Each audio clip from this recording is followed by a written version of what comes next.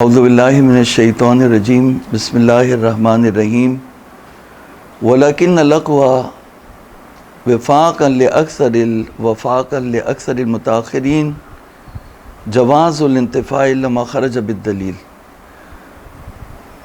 ویدل علیہ اصالۃ الجواز وقاعدۃ حل الانتفاع بما فی الارض ولا حاکم علیہ سوا ما یتخیل من بعض الآیات والاخبار ودعوى الجماعت المتقدمۃ والاجماع علی المنع والکل غیر قابل لذلك اما الآیات فمنها قوله تعالی انما الخمر والمیسر والانصاب والازلام رجس من عمل الشیطان فاجتنبوه دل بمقتضى التفریع علی وجوب اجتناب کل رجس. ہماری بحث ہو رہی تھی تقریر اصل میں بحث ہو رہی تھی. لکھیے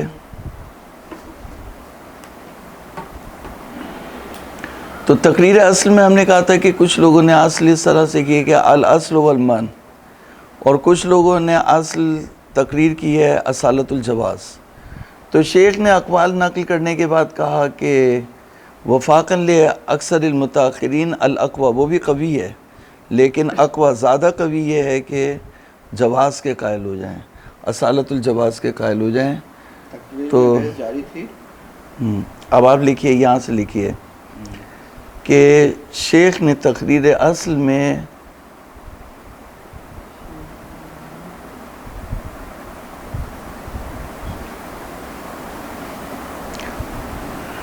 ہماری بحث تقریر اصل میں تھی نا، تو تقریر اصل میں شیخ نے اصالۃ الجواز کو منتخب کیا.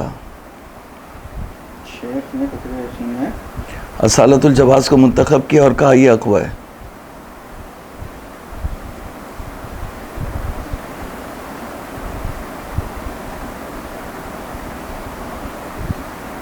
جواز کو منتخب کیا اور کہا یہ اقوی ہے.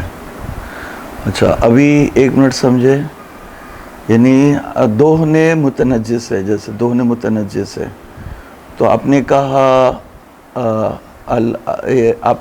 کہ حرمت و بیع النجس، حرمت و بیع عیان النجسہ. ابھی سن، حرمت و بیع عیان النجسہ یہ ہے نا وہاں پہ. تو یہ تو نجس اس میں نجس العین میں نہیں آتا نا، یہ تو زید متنجس ہے، اس میں چوہا مر گیا تھا.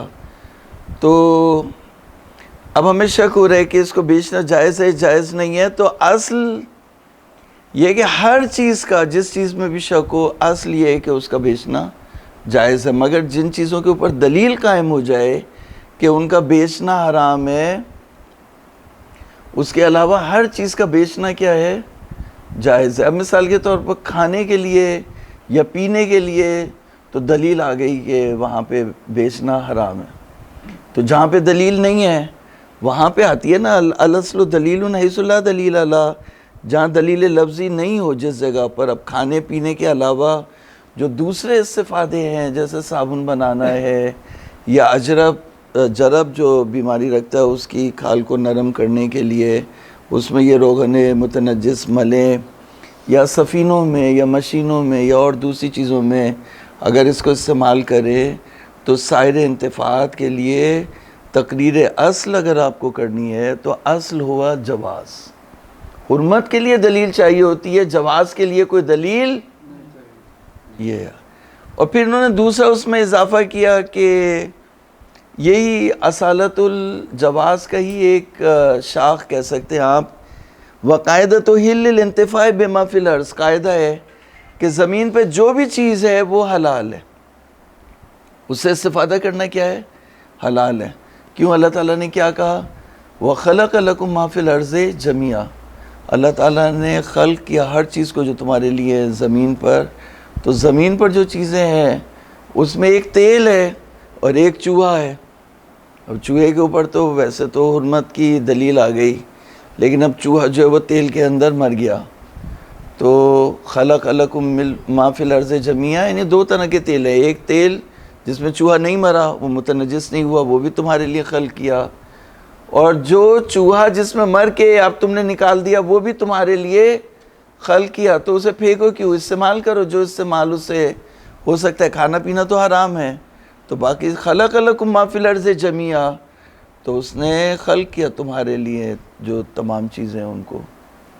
تو یہ قاعدۃ حل الانتفاع بما فی الارض، جس میں کہا خلق لکم ما فی الارض جمیعا، اس کا تقاضا یہ ہے کہ ہر چیز تمہارے لیے جائز ہے، الا ما خرج بالدلیل، مگر دلیل کہے کہ حرام ہے، وہاں تم اتنے حصے کو حرام قرار دے دینا، باقی جتنا بھی ہے وہ کیا ہو جائے گا، جائز، حلال ہو جائے گا۔ واضح ہے؟ کیا یہ تیل میں چوہا مرا ہوا ہے، تیل میں چوہا مرا، آپ نے جو ہے وہ چوہا نکال کے پھینک دیا، اب یہ تیل جو ہے اس تیل کو اور کچھ نہیں کر سکتے، مشین کا جو آئل ہے مشین میں نرم کرنے کے لیے، لوبریکیشن کے لیے، انجن کے لیے، یا پرزے ہوتے ہیں بہت سی چیزوں کے، ان میں استعمال کرنے کے لیے۔ آپ دیکھیں جو تیل گندا ہو جاتا ہے، جو آئل پھینک دیتے ہیں ہم گاڑیوں سے نکال کے استعمال کرنے میں، کالا ہو جاتا ہے، یہ پنچر والے اسی کالے تیل کو جو ہے وہ ٹائر کو چپکانے کے لیے اسی کو استعمال کرتے ہیں، تو اس کا ایک استفادہ انہوں نے ڈھونڈ لیا۔ تو کھانے کے لیے تو نہیں کہہ رہے نا کہ جو چوہا مرا ہے اس کو کھا لو، تو منع کیا۔ اس کے علاوہ اگر صابن بنانا ہے، شیمپو بنانا ہے، کوئی اور چیز بنانی ہے، کوئی اور کام کرنا ہے، اس سے کوئی اور استفادہ کرنا ہے، سفینوں پہ ہے، یا بیماری کے لیے اس سے جو ہے وہ استفادہ کرنا ہے، یعنی کھانا میں باقی چیزوں میں استعمال کر سکتے ہیں۔ استعمال کر سکتے یا نہیں کر سکتے، اسی کا کہہ رہے ہیں کہ اگر ہمیں شک ہو جائے تو کیا، کون سی دلیل، اصل کیا ہے۔ اگر شک ہو جائے اور کوئی دلیل نہ ہو ہمارے پاس تو اصل اس میں کیا ہے، کہہ رہے ہیں اصل جو ہے وہ جواز ہے۔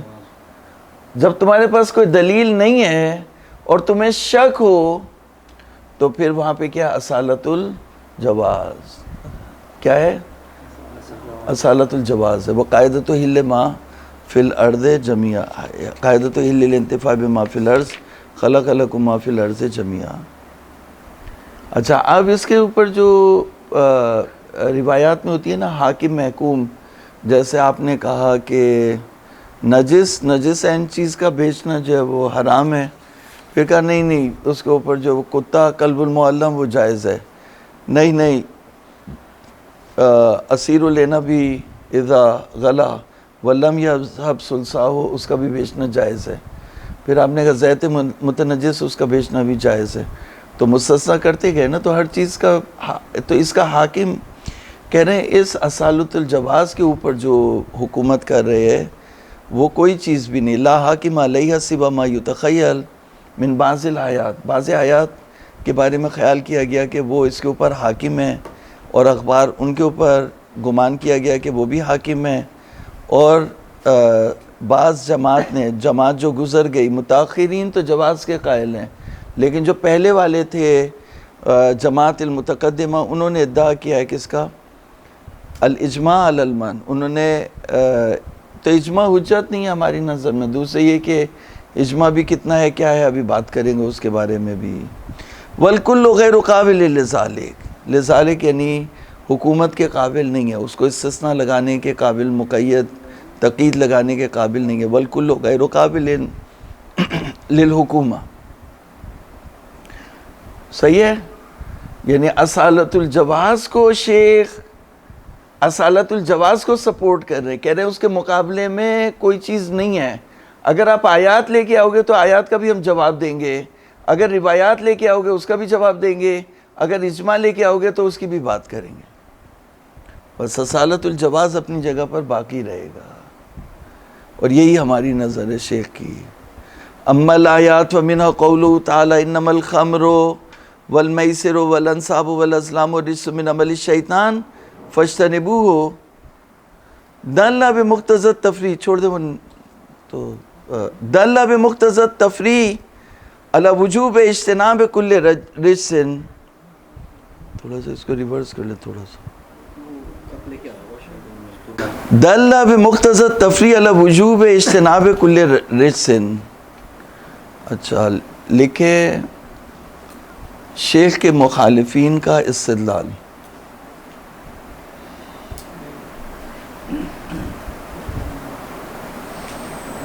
شیخ یعنی شیخ انصاری، شیخ انصاری کے مخالفین کا استدلال۔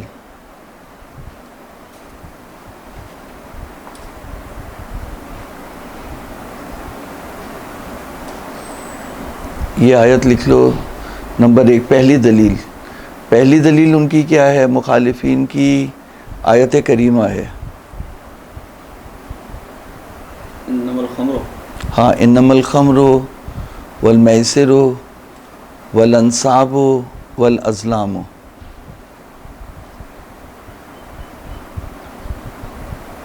انما الخمر آیت رجس من عمل الشیطان فاجتنبوہ، فاجتنبوہ تک لکھنا ہے۔ انما الخمر والمیسر والانصاب والازلام رجس من عمل الشیطان فاجتنبوہ۔ تو اس میں کتنی چیزوں کو کہا کہ رجس ہیں اور عمل شیطان میں سے ہیں۔ رجس یعنی لکھو، رجس یعنی پلیدی، پلیدگی، پلید چیز، اور متنجس بھی پلید ہے۔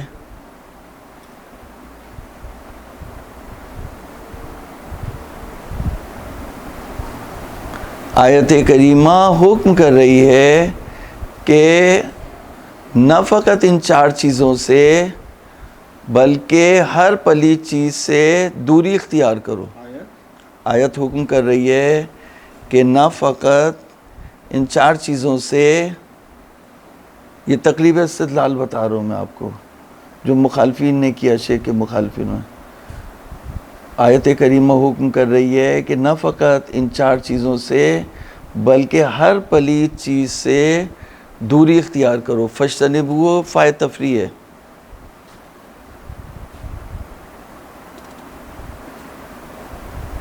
نہ فقط ان 4 چیزوں سے بلکہ ہر پلید چیز سے دوری اختیار کرو، بے مقتضائے فائل تفریح۔ فاجتنبوہ، انما الخمر، خمر یعنی شراب، میسر یعنی جوا، میسر یسر سے ہے، آسانی سے پیسہ آ جاتا ہے، تو جوئے کی طرف اشارہ ہے میسر۔ انما الخمر والمیسر والانصاب، انصاب یعنی جن بتوں کو نصب کیا جاتا تھا کسی خاص جگہ پر، پھر جا کے اس کی پرستش ہوتی تھی تو ان کو بولتے تھے انصاب۔ بت ایک جگہ پر نصب ہوتے تھے اور جو بھی وہاں جاتا تھا وہ پھر جھکتا تھا ان کے سامنے۔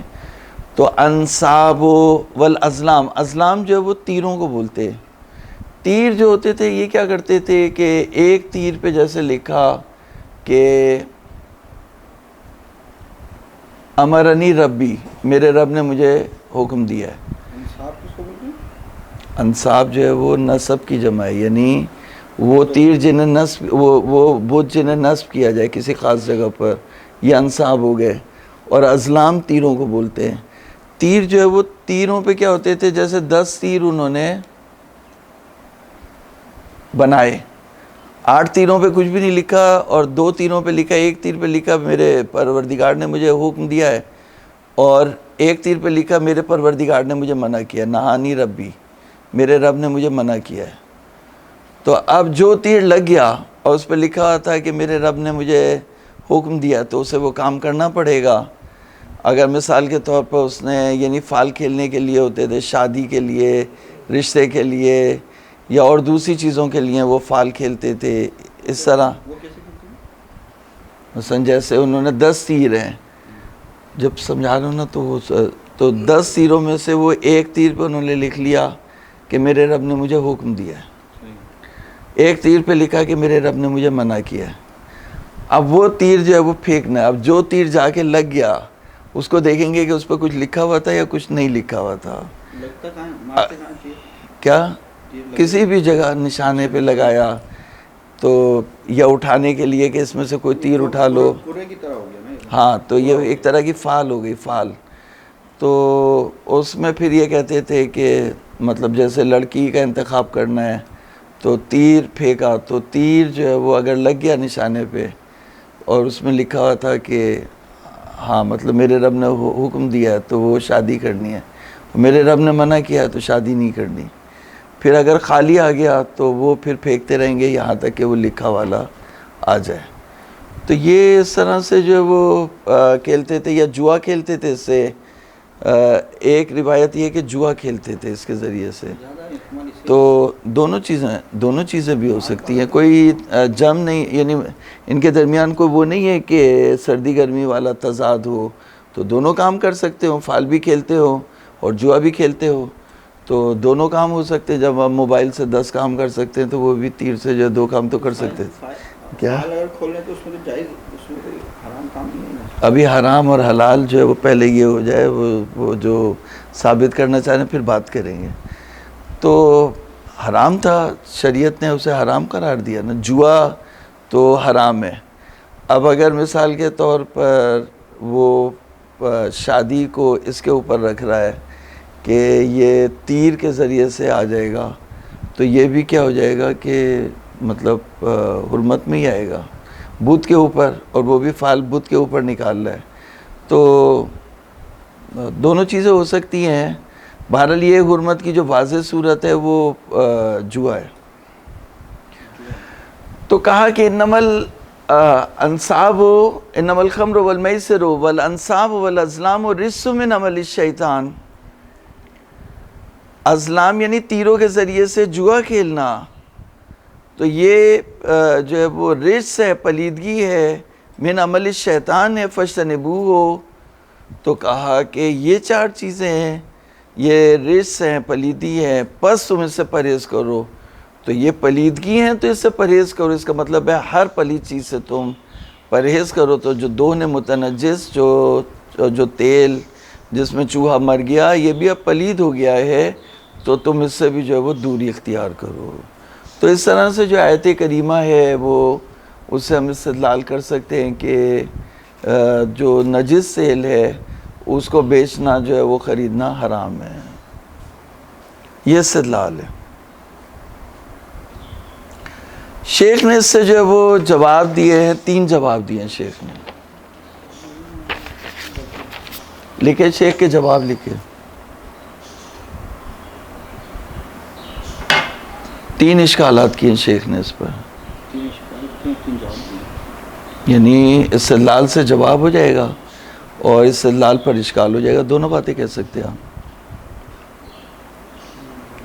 تو ان کا تقریب استدلال تھا، تو شیخ نے اس پہ 3 اشکالات کیے ان کے تقریب استدلال پہ. نمبر 1، ریس نجس العین کو شامل ہوتا ہے.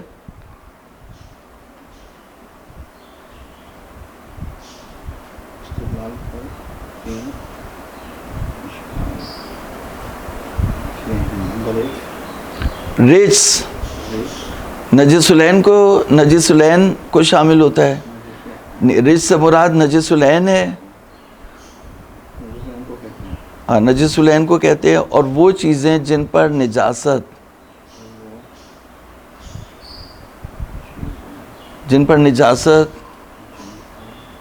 کسی ایک صورت میں عارض ہوئی ہو،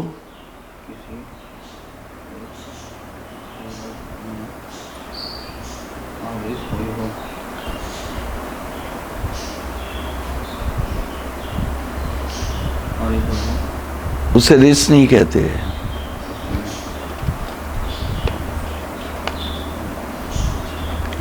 نمبر 2،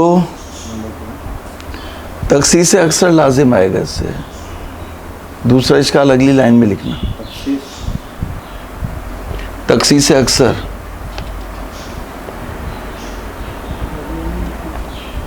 یعنی اگر آپ اس کے قائل ہو گئے کہ آیت کریمہ میں رجس سے مراد متنجس بھی ہے، تو کتنی متنجس چیزیں ہیں جن کو شریعت میں بیچنا جائز ہے. تو شریعت جو ہے وہ آئے کہے کہ متنجس کا بیچنا حرام ہے، پھر اس کے بعد کہے یہ بھی جائز ہے، یہ بھی جائز ہے، یہ بھی جائز ہے، یہ بھی جائز ہے. زیادہ تر کو جائز کر دے، سے 2-3 رہ جائیں جو ناجائز ہیں. تو انسان کہے گا اگر آپ نے مثلا اکثریت کو جائز قرار دینا تھا. ادھر دیکھو، تخصیص اکثر کو پہلے سمجھے. تخصیص اکثر کیا ہوتی ہے؟ میں جیسے ایک حکم وضع کروں، میں کہوں کہ تمام طلاب کو شہریہ ملے گا، اس کے بعد پھر میں کہوں کہ آپ کو بھی نہیں ملے گا کیونکہ آپ جو ہے وہ جا رہے ہیں، آپ کو بھی نہیں ملے گا کیونکہ آپ بھی جا رہے ہیں، آپ کو بھی نہیں ملے گا کیونکہ آپ نہیں آئے, آپ کو بھی نہیں ملے گا کیونکہ آپ نہیں آئے, آپ کو ملے گا. تو اگر میں نے 5 کو نکالنا تھا اور صرف ایک ہی کو دینا تھا تو پہلے ہی لوگ کہیں گے مجھ سے اتنا گھمانے کی ضرورت کیا تھی, پہلے ہی بول دیتے کہ اس کو ملے گا باقی کو نہیں ملے گا. تو تخصیص اکثر والا اشکال لازم نہیں آتا. آپ آئیں پہلے جائز کریں, پہلے ناجائز کریں کہ دون متنجس کا بیچنا حرام ہے حرام ہے حرام ہے, پھر اس کے بعد بولے یہ متنجس اسیر نبی یہ بھی حلال ہے, یہ جو ہے وہ یہ بھی دون متنجس یہ بھی حلال ہے, استثباء یہ بھی حلال ہے یہ بھی حلال ہے, تو اس سے تخصیص اکثر لازم آئے گی. مناقشہ نہیں ہوتا کیا مطلب کیا مثال میں مناقشہ نہیں ہوتا کیا مطلب؟ وہ بعد میں بتائیں گے, ابھی تخصیص اکثر یہ دوسرا اشکال ہے نا. تیسرا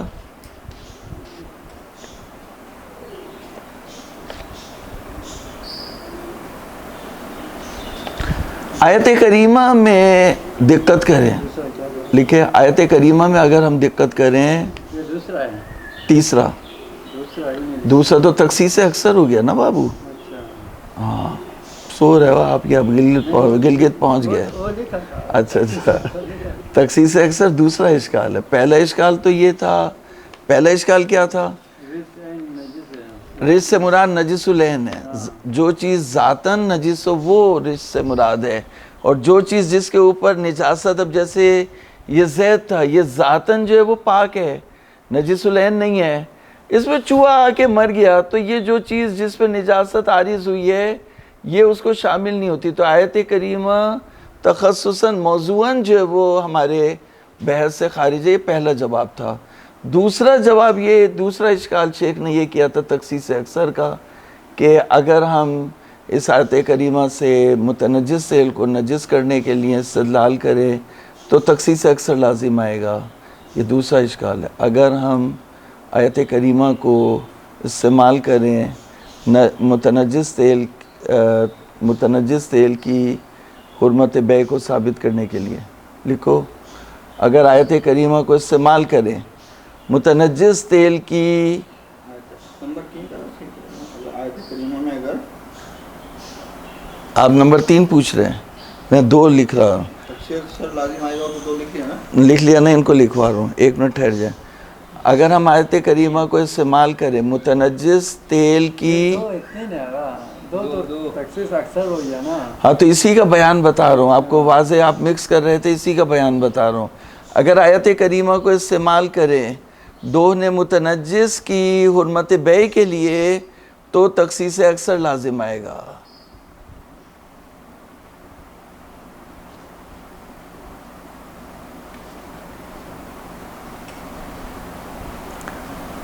تیسرا اشکال شیخ کا یہ ہے کہ رجس سے مراد, ہاں اگر آیت کریمہ پر دقت کرے, تیسرا اشکال, اگر آیت کریمہ پر دقت کریں تو اس رجس سے دوری,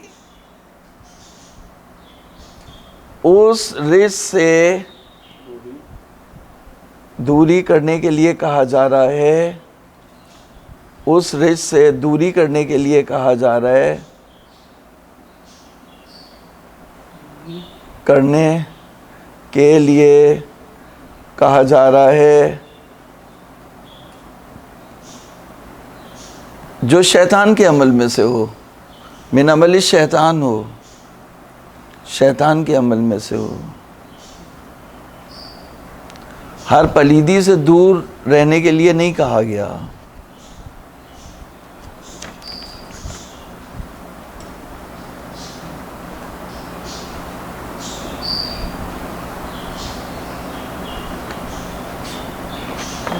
اب اس کی جو وضاحت ہے وہ یہ ہے کہ آپ لکھے عمل, جینا مشکل ہو جاتا ہے.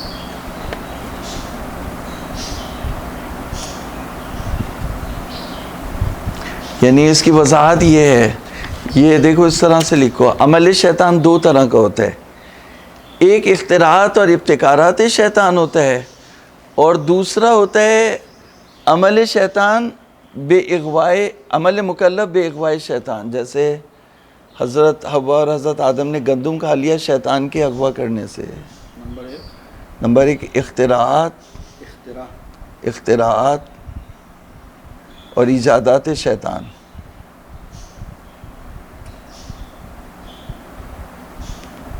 نمبر 2 عمل مکلف بے اغوائے شیطان. نمبر 2 عمل مکلف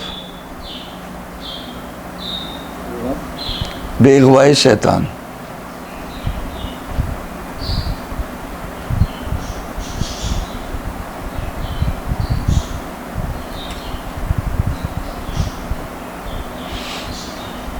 یعنی وسوسوں کے ذریعے سے نا، جی وسوسہ مراد وسوسوں کے ذریعے سے.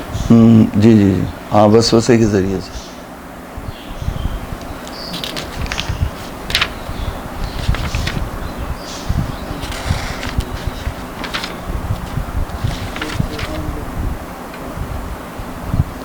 یہ دیکھیں یہ لکھ لیا ایسے بنا ہاں صحیح ہے بالکل صحیح ہے. یہ ہے یہ اس کو جو ہے وہ تھوڑا اس کو ہائی لائٹ کر دیا ذرا نا، بڑا ہائی لائٹ کر دیا قریب سے.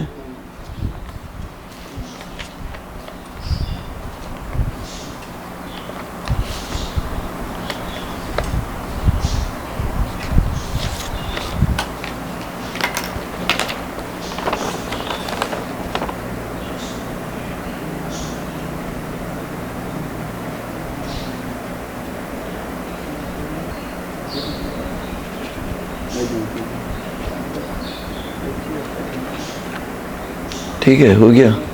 تو اس میں بتا رہے ہیں کہ عمل شیطان 2 طرح کا ہوتا ہے، اختراعات اور ابتکارات شیطان، اور ایک عمل مکلف بے اغوائے شیطان. تو یہ کہہ رہے ہیں وہ جو پہلا والا ہے نا اختراعات اور ابتکارات شیطان، تو انما الخمر والمیسر والانصاب والازلام رجس من عمل الشیطان.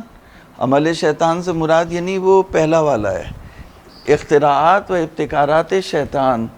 تو اس سے تمہیں دوری اختیار کرنی ہے جو شیطان نے بڑی محنت کے بعد اس کو بنایا ہے، ایجاد کیا ہے. جیسے سامری نے بڑی محنت کے بعد وہ گوسالہ بنایا تھا، تو سامری نے کوئی کم تھوڑی محنت کی تھی تبھی اس نے لوگوں کو جو وہ گمراہ کیا، تو بڑی محنت سے کیا.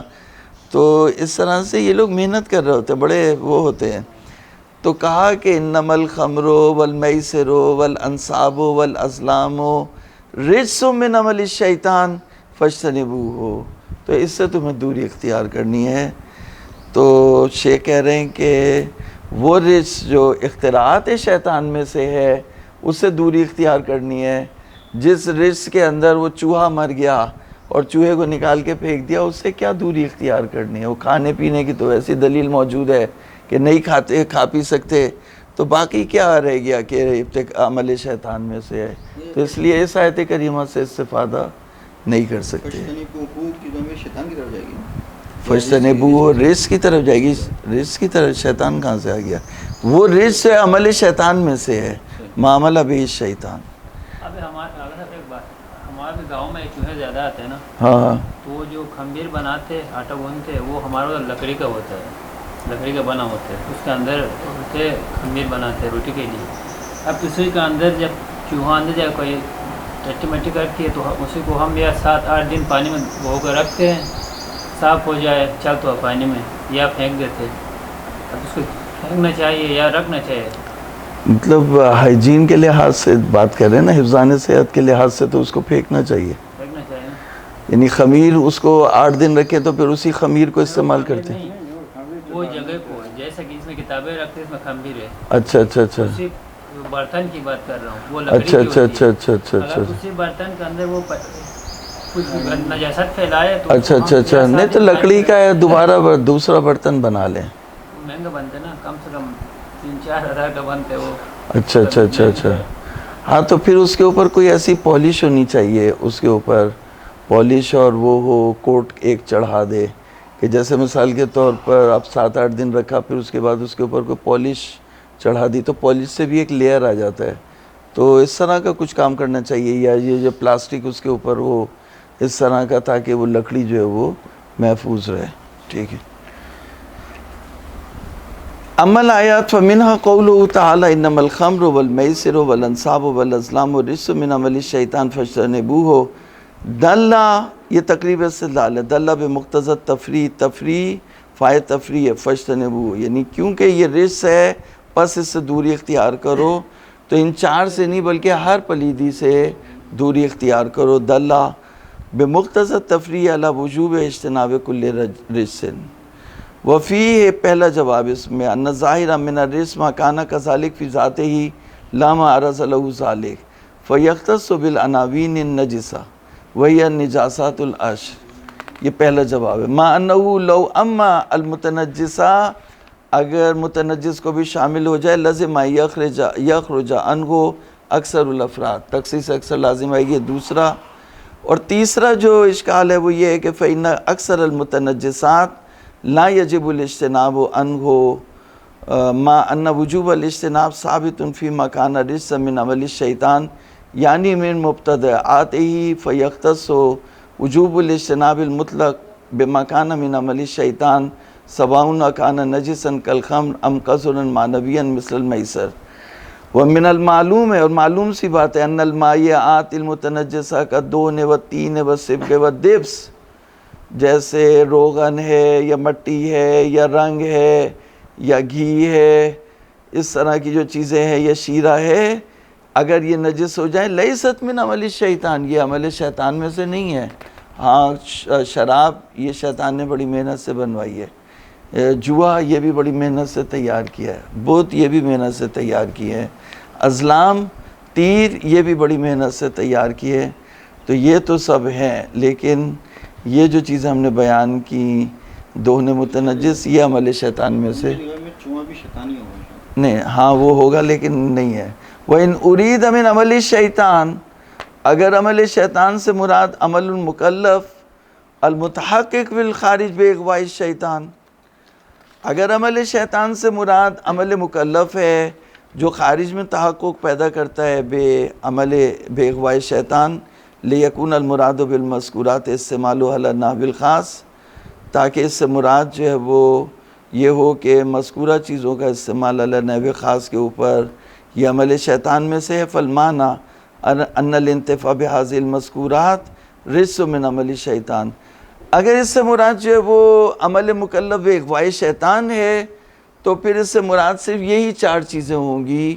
یہ ان 4 چیزوں میں کیونکہ شیطان نے خاصا جو ہے وہ ریسرچ کی ہے، انالیسس کی ہے، تو یہاں پر جو ہے وہ اگر اغواء شیطان سے مکلف نے 4 میں سے ایک چیز انجام دی تو ان سے استفادہ کرنا ہے. انتفاع بهذه المذکورات یعنی ان 4 چیزوں میں سے استفادہ کرنا یہ رجس اور عمل شیطان میں سے ہے. کما یقال فی سائر المعاصی، جیسے دوسرے گناہوں کے بارے میں کہا جاتا ہے کہ انہا من عمل الشیطان. فلا تدل اذن علی وجوب الاجتناب عن استعمال المتنجس، تو اگر اس طرح بھی آپ نے استدلال کیا تو تب بھی جو ہے وہ ہمارے محل استدلال سے جو ہے وہ روغن نجس نکل جائے گا. فلا تدل اذن علی وجوب الاجتناب عن استعمال المتنجس الا اذا ثبت کون الاستعمال رجسا، مگر یہ آپ کو ثابت کرنا پڑے گا کہ اس کا استعمال بھی رجس ہے. وہ ہوا اول الکلام وکیف کان، جس طرح سے بھی آپ کہیں. فالآیۃ لا تدل علی المطلوب، آیت کریمہ مطلوب پہ دلالت نہیں کر رہی. وصلی اللہ علی محمد وآلہ الطیبین الطاہرین.